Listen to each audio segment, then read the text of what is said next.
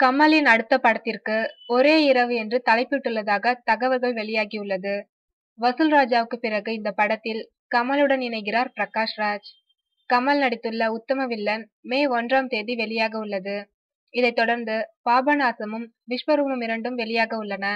இவற்றுக்கு பிறகு கமல் நடிக்கும் புதிய படம் குறித்த தகவல்கள் வெளியாகியுள்ளன. இந்த படத்திற்கு ஒரே இரவு என்று தலைப்பிட்டுள்ளனர். இதில் கமலுடன் இணைந்து நடிக்க உள்ளார் பிரகாஷ் ராஜ். இந்த புதிய படத்தில் கமலுக்கு ஜோடியாக த்ரிஷாவை நடிக்க வைக்க முயற்சிகள் நடந்து வருகின்றன. ஆக்ஷன் கலந்த த்ரில்லர் படமாக உருவாக்க உள்ள புதிய படத்தை கமலின் உதவியாளர் ராஜேஷ் இயக்க உள்ளார். கமலே இப்படத்தை தயாரிக்கிறார். படத்தின் படப்பிடிப்பு மே மாதம் இறுதி வாரத்தில் தொடங்க உள்ளது.